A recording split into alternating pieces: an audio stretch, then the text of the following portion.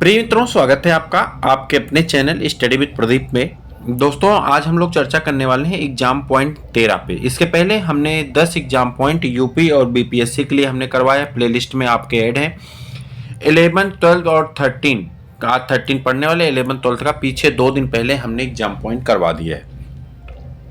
यह ऐसी श्रृंखला है जिस श्रृंखला के माध्यम से 110% आपको प्रश्न मिलने हैं, और प्रश्न मिलने ही नहीं, इसी तरह के प्रश्न आपके एग्जाम में देखे जाएंगे। शॉर्ट टाइम में मोर रिवीजन के लिए इससे अच्छी तकनीकी आपके पास नहीं मिलेगी, ये आप मान के चलें। यहाँ पे जो प्रश्न हैं वो सभी एग्जाम पॉइंट्स हैं, और एग्जाम में इसी तरह के प्रश्न आपको हर हाल में मिलेंगे। इस बात का भरोसा भी है और इस बात का दावा भी है। चलिए स्टार्ट करते हैं। आज हम लोग पढ़ने वाले बहुत महत्वपूर्ण टॉपिक, जिसका नाम है एंजियोस्पर्म की एनाटॉमी। एनाटॉमी से हम लोग संबंधित प्रश्नों को करने वाले हैं। अगर आपको इसका पीडीएफ चाहिए तो आप इस नंबर पे व्हाट्सअप करिए, और व्हाट्सअप ही नहीं करिए बल्कि वहाँ पे कमेंट करिए कि आपको पीडीएफ चाहिए, एग्जाम पॉइंट के पीडीएफ चाहिए। मैं आपको एग्जाम पॉइंट के सभी पीडीएफ्स आपको इस समय 1 तारीख से लेकर के और 10 तारीख के बीच में, अगर आपको एग्जाम पॉइंट के चाहिए तो ये एग्जाम पॉइंट्स, नोट्स नहीं है इसमें, एग्जाम पॉइंट आपको सिर्फ और सिर्फ 99 रुपीज़ में दिए जाते हैं। टोटल 20 एग्जाम पॉइंट्स हैं, और एक एग्जाम पॉइंट्स में आपके 50 प्रश्न हैं। यानी अर्थात अगर आप इसे क्रम से जोड़ें तो टोटल एग्जाम पॉइंट्स की संख्या देख लें तो 20 गुणे 50 कर दें तो आपके हो जाते हैं लगभग 1000 प्रश्न। और एक एक एग्जाम पॉइंट में कम से कम 3-3 प्रश्न इन्वॉल्व हैं, तो उस तरह से अगर देख लें तो लगभग 3000 प्रश्नों का कलेक्शन है, जिसे आप बड़े आसानी से तैयार कर सकते हैं। अगर आप इतना तैयार कर लिए तो आप भरोसा रखिए कि आपको एग्जाम में कोई रोक नहीं सकता है। आप बड़े आराम से 80 प्रश्न में से 70 प्रश्न, 60 से 70 प्रश्न यहाँ से मिल जाएंगे। मैं 80 की बात नहीं कर रहा हूँ, लेकिन 60 से 70 प्रश्न 100% आपको यहाँ से मिलने वाले हैं। चलिए हम लोग अपनी श्रृंखला को स्टार्ट करते हैं। पहला प्रश्न आपके सामने कुछ इस प्रकार से। आप जानते हैं कि जो पुष्पी पादप होते हैं, इन्हें 2 प्रकार का रखा गया है। एक पुष्पी पादप को हम लोग कहते हैं एक बीजपत्री, और दूसरे को क्या कहते हैं, द्विबीजपत्री। अंतर किस बात पे है? जड़, तना, पत्ती और पुष्प, हर एक भाग में अंतर होता है। अगर हम बात करते हैं द्विबीजपत्री में, तो यहाँ पे हम लोग ज्यादातर कार्टिलिडन से पता करते हैं, यानी जो उसके दल होते हैं, बीजपत्र होते हैं, उससे पता किया जाता है। अगर एक बीजपत्री पैदा होता है तो उसमें एक बीजपत्र पाया जाता है। अगर द्विबीजपत्री पौधे होते हैं तो उसमें 2 बीजपत्र पाए जाते हैं। द्विबीजपत्री तने का जो तना होता है उसमें वास्कुलर बंडल, यानी वास्कुलर बंडल किसे कहते हैं? जाइलम और फ्लोएम के कंबाइंड नेचर को एक शब्द में बोलना हो तो वास्कुलर बंडल कहते हैं। कह रहा जाइलम या कास्ट या पोसवा यानी ब्लास्ट या कैम्बियम उपस्थित होता है। इसमें संवहन मंडल संयुक्त बही फ्लोएमी खुले तथा घिरे व्यवस्था में होते हैं। कह रहा है कि इसमें जो संवहन मंडल है यानी वास्कुलर बंडल है वो संयुक्त हो सकते हैं।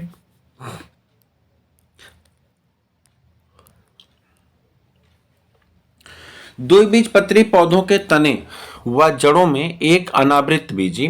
कह रहा है द्विबीज पौधों के तने व जड़ों में अनावृत बीजी पौधों में फ्लोएम और जाइलम के मध्य कैम्बियम पाया जाता है। कह रहा है इसमें क्या पाया जाता है? जाइलम और फ्लोएम के मध्य में क्या पाया जाता है? कैम्बियम, जिसके कारण इनमें द्वितीयक वृद्धि पाई जाती है। कह रहा है जाइलम, और देखिए ध्यान से, जाइलम और फ्लोएम और जाइलम के मध्य में कैम्बियम पाया जाता है, जिसके कारण द्वितीयक वृद्धि होती है। अब आपसे पूछा जाता है कि द्विबीजपत्री पौधों में द्वितीयक वृद्धि होने का मुख्य कारण क्या है, तो आप कहेंगे द्वितीयक वृद्धि होने का मुख्य कारण यह है कि उनके बीच में क्या पाया जाता है? कैम्बियम पाया जाता है, जिसकी वजह से पौधे द्वितीयक वृद्धि करते हैं, यानी लकड़ी का निर्माण करते हैं। आगे बढ़ जाते हैं, और 1 सेकंड, हाँ आगे बढ़ जाते हैं। और अगला जो पॉइंट है आपके सामने कुछ इस प्रकार से है। 1 सेकंड, मैं आपको बता रहा हूं अगली पॉइंट क्या है। अगली पॉइंट आपकी है कुछ इस प्रकार से। आगे बढ़ते हैं। कह रहा है कार्टिकल वास्कुलर बंडल, कार्टिकल वास्कुलर बंडल एक मिनट, ये थोड़ा सा इसको हम सही कर लेते हैं, सही नहीं हो रहा था। हाँ अब देखिए आपको सही दिख रहा होगा। कह रहा कार्टिकल वास्कुलर बंडल एक संवहनी प्रणाली है जो जल और खनिजों के परिवहन में सहायक होता है। यानी जल और खनिज के परिवहन में सहायक कौन होता है? जाइलम होता है। लेकिन यहाँ पे आप किसको कहेंगे? कार्टिकल वास्कुलर बंडल को कहेंगे। प्रायः कार्टिकल वास्कुलर बंडल त्रिजीय यानी त्रिजीय रूप से जाइलम से उत्पन्न होते हैं। किससे उत्पन्न होते हैं? जाइलम से। तो मुख्य रूप से आपके प्रश्न में जो आता है वहां पे जाइलम नहीं लिखा रहता है, बल्कि वहां पे आपका कार्टिकल वास्कुलर बंडल लिखा रहता है, और उसे सही करने के लिए आपको ये प्रश्न याद रखना पड़ेगा। मजूमदार द्वारा निक्टेंथिस आर्बोटेस्टिस ओलियेसी में उल्टा बलकुटी संवहन बंडल का अध्ययन किया गया। इस पौधे के तने में कार्टेक्स में इनकी संख्या 4 होती। कार्टेक्स में इनकी संख्या कितनी होती? 4 होती, जो तने के चारों उभारों पर स्थित होते हैं। कार्टेक्स की संख्या कितनी होती? 4 होती है, जो तने के चारों उभारों पर पाए जाते हैं। मोनोट्रोपा में क्लोरोफिल का अभाव होता है। मोनोट्रोपा में क्लोरोफिल का अभाव होता है, जिससे यह अपना भोजन बनाने में असमर्थ होता है। मोनोट्रोपा में क्लोरोफिल का अभाव होता है, जिससे यह अपना भोजन बनाने में असमर्थ होता है। यह मृतोपजीवी आवृतबीजी पौधा है। इसकी जड़ प्रणाली भूमि में उपस्थित कार्बनिक मृत पदार्थों से आवश्यक पदार्थों का अवशोषण करती है। घास, अगला आपका महत्वपूर्ण प्रश्न है। घास ग्रेमनी कुल का एक बीजपत्री पौधा होता है। घास जो है ग्रेमनी कुल का एक बीजपत्री पौधा है। इसकी पत्तियां समद्विपार्श्विक होती हैं। इन पत्तियों को सूर्य का प्रकाश दोनों तरफ समान रूप से मिलता है। कह रहा इन पत्तियों में सूर्य का प्रकाश दोनों तरफ समान रूप से मिलता है, क्योंकि यह सीधी अवस्था में उगती हैं। आंतरिक संरचना में इन पत्तियों के पर्णमध्योतक खंभ तथा स्पंजी ऊतकों में भिन्नता नहीं होते हैं। इनकी कोशिकाएं समव्यासी होती हैं और परस्पर सटी रहती हैं। इसी कारण इस ऊतक में अंतराकोशिकीय स्थान कम और आकार में छोटे होते हैं। कह रहा है इसी कारण इस ऊतक में अंतराकोशिकीय स्थान कम और आकार छोटे होते हैं। मेरोसिन ग्रंथियां ब्रेसिकेसी परिवार के सदस्यों में पाई जाती हैं। मेरोसिन ग्रंथियां ब्रेसिकेसी परिवार के सदस्यों में पाई जाती हैं। इनसे मेरोसिन नामक पदार्थ निकलता है, जो कैंसर रोधी, जीवाणु रोधी, एंटीऑक्सीडेंट, प्रदाह रोधी होता है। इसमें घावों को भरने की क्षमता होती। जूट के रेशे एक मृदु अथवा बास्ट फाइबर होते हैं। ये कारकोरस, ये जो जूट के रेशे हैं, कारकोरस कैप्सुलेरिस तथा कारकोरस आलिटोरियस के तने से प्राप्त होते हैं। कह रहा जूट जो है कहाँ से प्राप्त होता है? कारकोरस कैप्सुलेरिस और कारकोरस आलिटोरियस के तने से प्राप्त होता है। यह एक प्रमुख बोरा वस्त्र है, जो बोरा बनाने के काम में आता है। इसका उपयोग पर्दे, कालीन, कंबल, रस्सा, घटिया किस्म के कपड़े आदि बनाने में किया जाता है। जाइलम मुख्यतः 4 प्रकार की कोशिकाओं से मिलकर बना होता है। जाइलम में कुल कितनी कोशिकाएं होती? 4 प्रकार की कोशिकाएं होती हैं। इनका नाम वाहिकाएं, ट्रैकीड, जाइलम फाइबर वाहिकाएं तथा जाइलम पैरेन्काइमाएं होती हैं। वाहिनियां जाइलम फाइबर वाहिकाएं तथा जाइलम पैरेन्काइमा होते हैं। जाइलम को हैंड्रोम भी कहा जाता है तथा यह जल और घुलनशील खनिज पदार्थों के संवहन का कार्य करती है। प्रशांत केंद्र मूल शीर्ष में पाया जाता है। प्रशांत केंद्र जो है मूल शीर्ष में पाया जाता है। यह वह भाग होता है जहां पर कोशिकाएं सामान्यतः निष्क्रिय विभाजन की अवस्था में होती हैं। इनमें तभी विभाजन होता है जब सक्रिय मेरिस्टेम नष्ट हो जाती हैं या चोटिल हो जाती हैं। इस केंद्र की कोशिकाओं में डीएनए, आरएनए तथा प्रोटीन अल्प मात्रा में होते हैं। इस केंद्र की कोशिकाओं में डीएनए, आरएनए तथा प्रोटीन अल्प मात्रा में पाई जाती हैं। वाहिका तथा वाहिनिका जाइलम के घटक होते हैं। दोनों ही घटकों में परिपक्व होने पर प्रोटोजाइलम का अभाव होता है, अर्थात ये मृत होती हैं। दोनों ही जल संवहन में भाग लेती हैं वाहिका की कोशिकाएं एक अनुलंब पंक्ति में होती है तथा ऊपर वाहिका की कोशिकाएं एक अनुलंब पंक्ति में होती तथा ऊपर नीचे की कोशिकाओं के बीच की भित्ति खुली होती है। पौधों में कई वर्षों तक लगातार द्वितीयक वृद्धि होते रहने पर तने में दो प्रकार के काष्ठों का निर्माण हो जाता है। पहला रस काष्ठ, यह द्वितीयक जाइलम का बाहरी भाग होता है जो खनिज तथा जल का परिवहन करता है। कह रहा जो रस काष्ठ होता है यह द्वितीयक जाइलम का बाहरी भाग होता है जो खनिज तथा जल का परिवहन करता है। अंतः काष्ठ, यह द्वितीयक जाइलम का भीतरी भाग होता है तथा परिवहन में भाग नहीं लेता है। पौधों के रंभ के भीतर संवहन बंडल के मध्य बनने वाले कैम्बियम को अंतरंभी एधा यानी कैम्बियम कहते हैं।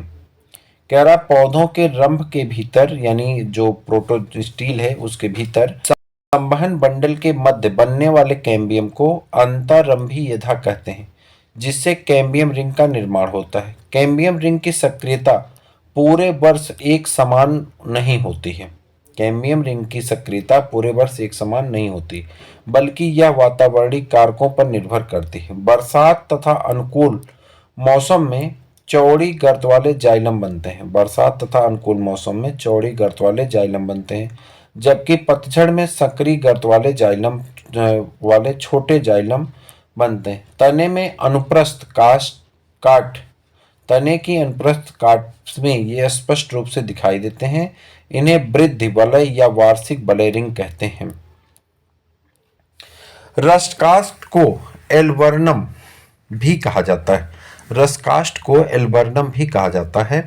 पेड़ों की द्वितीयक काष्ठ की बाहरी जीवित परतें पेड़ों की द्वितीयक काष्ठ की बाहरी जीवित परतें जो पेड़ के शिखर पर खनिज एवं जल के परिवहन में संलग्न रहती हैं, उन्हें रस काष्ठ कहा जाता है।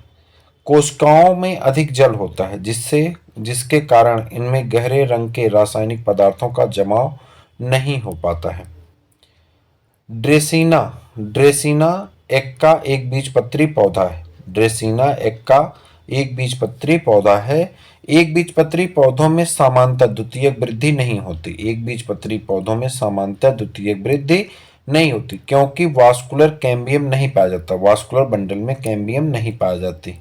अपवाद स्वरूप लेकिन कुछ अपवाद हैं, जैसे कि ड्रेसिना यक्का इत्यादि की हाइपोडर्मिस भाग में एक द्वितीयक कैम्बियम का निर्माण होता है, जिससे द्वितीयक संवहन बंडलों का निर्माण हो जाता है। द्वितीयक कैम्बियम का निर्माण होता है जिससे द्वितीयक बंडलों का निर्माण हो जाता है।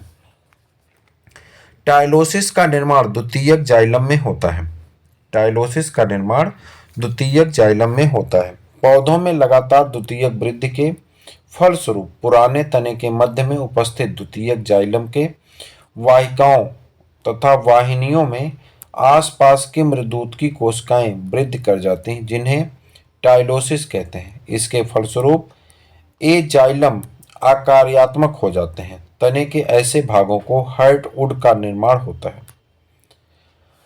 पौधों पर जब गहरे घाव हो जाते हैं तो इसके नीचे की कोशिकाएं इसके नीचे की कोशिकाएं हैं, उन्हें कैलस कहते हैं। कैलस घाव को भर देता है। शीघ्र ही कैलस के किनारे की कोशिकाएं कैम्बियम में परिवर्तित हो जाती हैं, जो कार्क कोशिकाओं का एक स्तर विकसित करती हैं। एक प्रश्न आपका दो तीन प्रश्न को रखा हुआ करती हैं। इसे आघात कैम्बियम कहते हैं। घाव की बाहर से ढक देता है। आघात कैम्बियम क्या करता है? घाव को बाहर से ढक देता है। बहुधा जख्मी स्थानों पर गांठ बन जाती है। जो जख्मी स्थान होता है वहां क्या हो जाती? गांठ का निर्माण हो जाता है। यही कारण है कि कैलस घाव के चारों ओर अधिक बढ़कर उठ सा जाता है।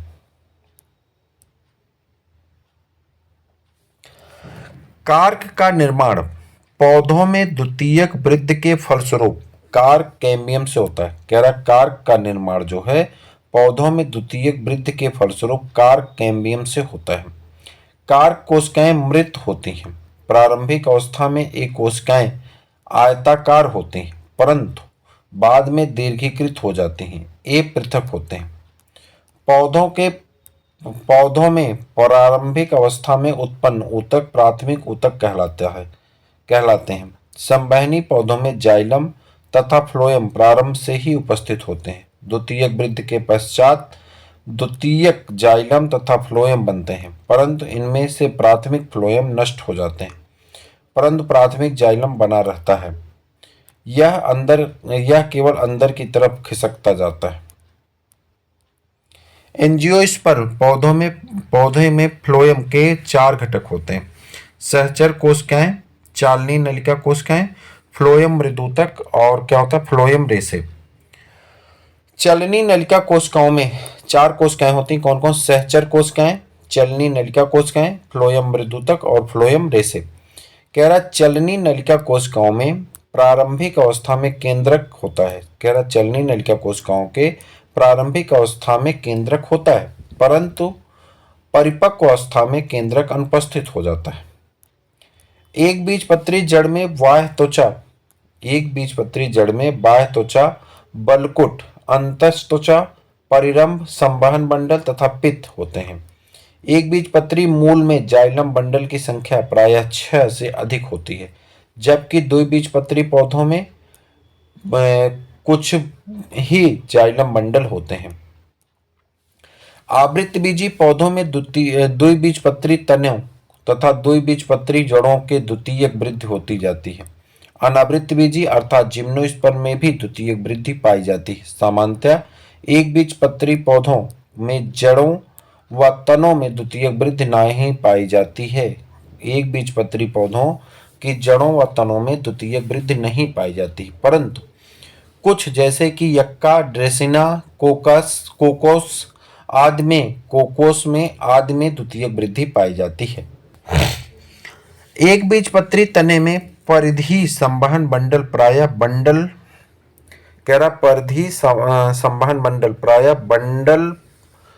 प्रायः छोटे, जबकि केंद्र में स्थित संवहन बंडल बड़े होते हैं।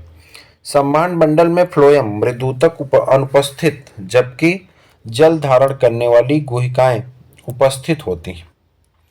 एक बीजपत्री पौधों में कलम बांधना अर्थात ग्राफ्टिंग संभव नहीं है, क्योंकि इसमें संवहन बंडल घेरे में व्यवस्थित नहीं होते हैं। पौधे में मुख्यतः 2 प्रकार के ऊतक पाए जाते हैं, विभजोतक तथा स्थायी। इनमें मेरिस्टेमेटिक अर्थात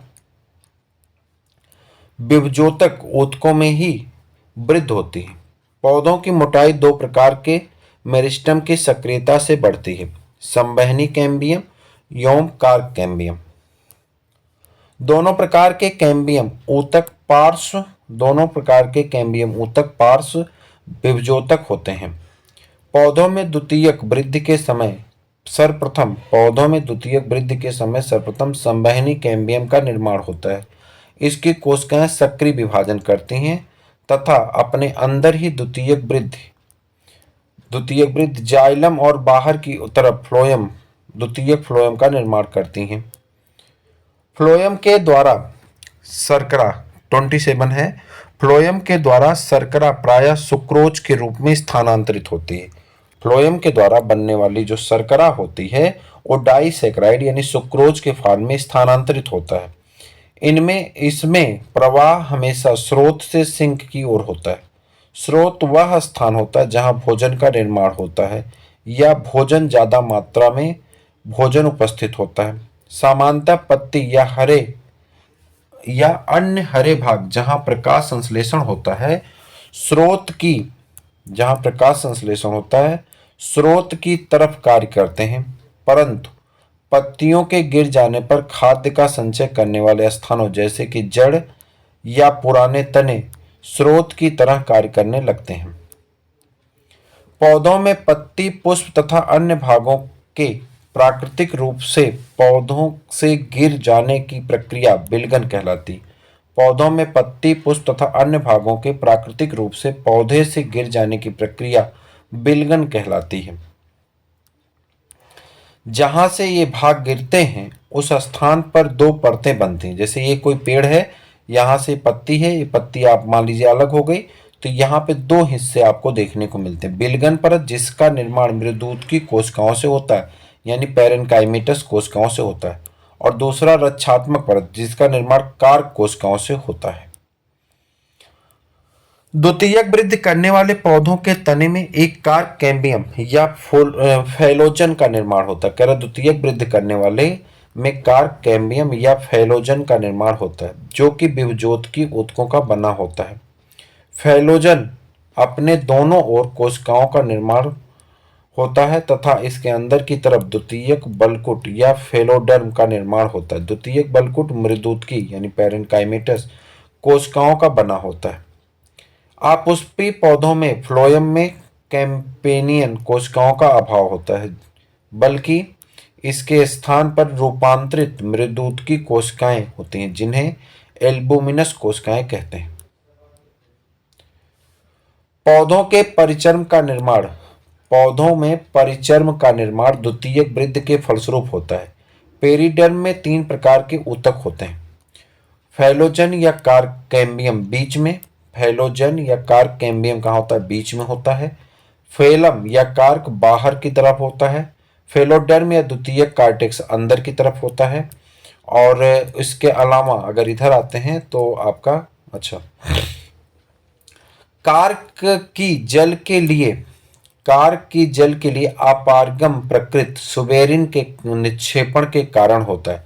कह रहा है कि ये जो कार्क होता है जल के लिए अपारगम होता है, ये सुबेरिन के निक्षेपण के कारण होता है। सुबेरिन कार्क की कोसा भित्ति पर पाया जाता है। यह वसा पदार्थों का बना होता है तथा क्यूटिन से मिलता जुलता है।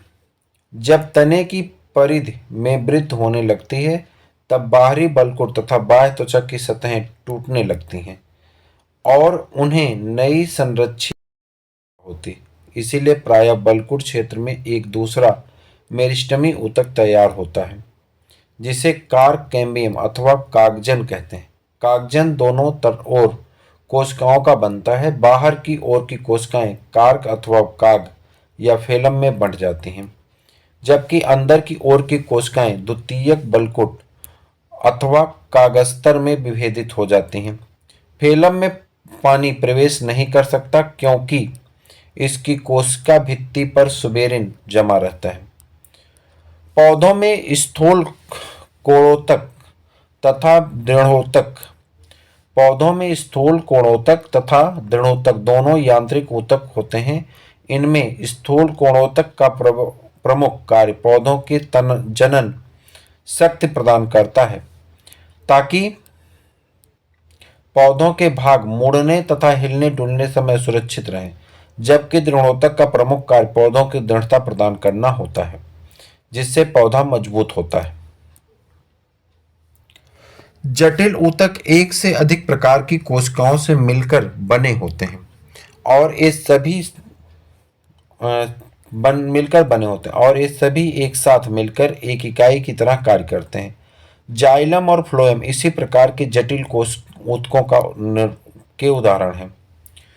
बिग्नोनिया एक द्विबीजपत्री पौधा है, परंतु इसमें असामान्य द्वितीयक वृद्धि होती है। इस पौधे में कैम्बियम कई स्थानों पर अनियमित रूप से नई कोशिकाएं बनाता है, जिससे कुछ स्थानों पर जाइलम का निर्माण अधिक होता है और दूसरे स्थानों पर फ्लोएम का निर्माण अधिक होता है।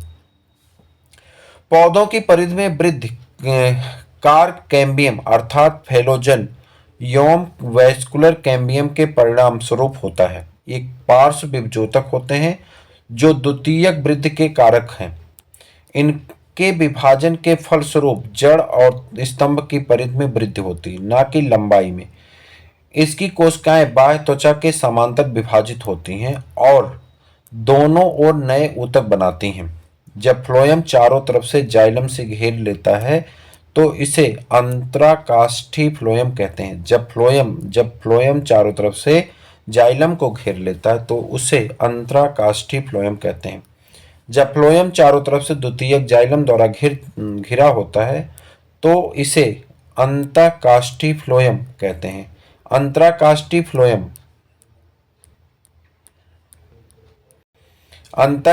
फ्लोएम तथा सामान्य फ्लोएम सभी स्ट्राइग्नास में उपस्थित होते हैं। व्यावसायिक जूट के रेशे कारकोरस की 2 जातियों यथा कारकोरस कैप्सुलेरिस तथा कार्कोरस ओलिटोरियस से प्राप्त किए जाते हैं। यह बास्ट फाइबर श्रेणी के अंतर्गत आते हैं। इसके रेशे बास्ट अर्थात फ्लोएम से प्राप्त किए जाते हैं। उपयोगिता की दृष्टि से विभिन्न प्रकृत रेशों में कपास के बाद दूसरा स्थान जूट का आता है। पोषवाह रेशे एक प्रकार के शाखे दृढ़ोतक होते हैं। ये दृढ़ोतक के एक प्रकार होते हैं जो मुख्य रूप से काष्ठी द्विबीजपत्री पौधों में पाए जाते हैं। ट्यूनिका कार्पस सिद्धांत ये बहुत पूछा जाता है। स्मिट द्वारा 1924 द्वारा प्रतिपादित किया गया। इनके अनुसार आवृत्त बीजों का प्ररोह शीर्ष दो सुस्पष्ट क्षेत्रों ट्यूनिका और कार्पस का बना होता है। लेप्टोम शब्द जो हैबरलैंड द्वारा खोजा गया फ्लोएम के समानार्थक है। लेप्टोम शब्द जो हैबरलैंड के द्वारा खोजा गया फ्लोएम के समानार्थक शब्द होता है। ये फ्लोएम के वे भाग होते हैं जो पौधों के मुख्यतः भोज्य पदार्थों के परिवहन की क्रिया को संपादित करते हैं। स्क्लेरेनकाइमा सबसे सशक्त मैकेनिकल टिश्यू होता है। यह मोटी भित्तियुक्त कठोर कोशिकाओं से निर्मित एक प्रकार का सरल ऊतक है। इन ऊतकों में लिग्निफाइड द्वितीयक भित्ति होती है। ऐसे मृदूतक जिनमें अंतराकोशिकीय अवकाश सबसे अधिक विकसित होते हैं वायुतक या एरेनकाइमा कहलाते हैं। ये मुख्यतः जलोद्भिद पौधों में पाए जाते हैं। ये पौधों को उत्प्लावकता प्रदान करते हैं। हिस्टोजनवाद हैंस्टीन 1868 द्वारा प्रतिपादित किया गया था। इसके अनुसार सबसे बाहरी परत त्वचाजन, इसके अंदर बलकुटजन तथा सबसे अंदर रंभजन होता है। त्वचाजन से बाह्य त्वचा व गोपकजन, बलकुटजन व कार्टेक्स तथा अंतस त्वचा तथा रंभजन से रंभ का निर्माण होता है। जब रंध्र में आकृति के आधार पर विभेदित सहायक कोशिकाएं अनुपस्थित होती हैं तो उसे एनमोसिटिक कहा जाता है। निक्टेंथिस और कैजुराइना दोनों के स्तंभ में बलकुट से संवहन पोल पाए जाते हैं। निक्टेंथिस में बलकुट पोल संयुक्त बहिपोषवाही वर्धी एवं बाह्य आदिदारुक होता है। कैजुरिना में संवहन पोलों का दिक् विन्यास सामान्य होता है। मेडुलरी बंडल पूर्ण संवहन बंडल है जो द्विबीजपत्री पादप के पित्त में पाए जाते हैं। अभी तक द्विबीजपत्री पौधों में 38 कुलों में इनकी उपस्थिति का पता लगाया जा चुका है। 38 कुलों में इनकी उपस्थिति का पता लगाया जा चुका है। मेरिस्टम शब्द सी नाइगेली 1858 द्वारा दिया गया है। मेरिस्टम एक ऐसा स्थानिक क्षेत्र है जिनकी कोशिकाओं में विभाजन की असीमित क्षमता होती है। जब जाइलम का विकास इस प्रकार होता है कि प्रोटोजाइलम परिधि की ओर और मेटाजाइलम केंद्र की ओर होता है तो उसे एक्सार्च कंडीशन कहते हैं या सेंट्रोपिटल जाइलम कहा जाता है। इस प्रकार के जाइलम का विकास द्विबीजपत्री संवहनी पौधों की जड़ों में पाया जाता है। इसके विपरीत द्विबीजपत्री संवहनी पौधों के तने में एंडार्च या सेंट्रीफ्यूगल जाइलम अर्थात अपकेंद्री जाइलम पाया जाता है। इसमें प्रोटोजाइलम केंद्र की ओर और मेटाजाइलम परिधि की ओर होता है। संवहन मंडल में जाइलम, फ्लोएम तथा कैम्बियम का समूह होता है। इसमें जाइलम तथा फ्लोएम की स्थिति के आधार पर एक कई प्रकार के होते हैं, जैसे अरी जाइलम तथा फ्लोएम अरी रूप से अगल बगल व्यवस्थित होते हैं। संयुक्त, इसमें जाइलम तथा फ्लोएम संयुक्त रूप से समान त्रिज्या पर होते हैं। संकेंद्र की, इसमें या तो जाइलम या तो फ्लोएम एक ही दिशा में एक दूसरे को घेरे रहता है। यदि जाइलम फ्लोएम को घेरता है तो उसे एम्फीबेसल कहते हैं, जैसे ड्रेसिना। यदि फ्लोएम जाइलम को घेरता है तो उसे एम्फीक्राइबल कहते हैं। इमारती लकड़ी उत्पन्न करने वाला पौधा सोरिया रोबस्टा प्टेरोकार्पस कार्पोसी कुल से संबंधित है। यह इसे साल या साखू भी कहते हैं। यह द्विबीजपत्री बहुवर्षीय वृक्ष है। इसकी लकड़ी बहुत ही कठोर, भारी, मजबूत और भूरे रंग की होती। इसे संस्कृत में अग्निवल्लभा, अश्वकर्ण या अश्वकणिका कहते हैं। साल की काष्ठ का उपयोग सेतु निर्माण, रेलवे स्लीपर, नाव, बैलगाड़ी की पहिए का फर्श, हल आदि बनाने में किया जाता है। व्यावसायिक कार्क फैलोजन से उत्पन्न होते हैं। ये ओक से प्राप्त होते हैं। इसका व्यापार वास्तविक नाम क्वेकर सुबर है। बोतलों में लगने वाली कार्क इसी वृक्ष से बनती है। अधिपादपी मूल में विशेष प्रकार के स्पंजी ऊतक पाए जाते हैं, जिन्हें बेलामिन ऊतक कहते हैं। इन ऊतकों में छोटे छिद्र होते हैं जो वायुमंडल की आर्द्रता को अवशोषित करते हैं। ये जड़ें हवा में लटकती रहती हैं, जिन्हें वायवीय जड़ें कहते हैं। विभिन्न प्रकार के आर्किड्स में भिन्न भिन्न प्रकार की जड़ें पाई जाती हैं। बेलामिन एक स्पंजी बहुस्तरीय अधिचर्म है जो अधिपादप या अर्धपादप पौधों की वायवीय जड़ों का बाह्य आवरण है। बेलामिन ऊतक का प्रमुख कार्य आधार प्रदान करना, जल क्षय और पौधे के जल के अवशोषण में सहयोग करना। आर्किड जड़ के बेलामिन ऊतक जड़ के डर्मेटोजन से उत्पन्न होते हैं। अपस्थानिक जड़ें बीज के रेडिकल से उत्पन्न नहीं होती। रेडिकल से निकलने वाली जड़ों में नष्ट होने के पश्चात पौधों में किसी अन्य भाग से निकलने वाली जड़ें अपस्थानिक जड़ें कहलाती हैं।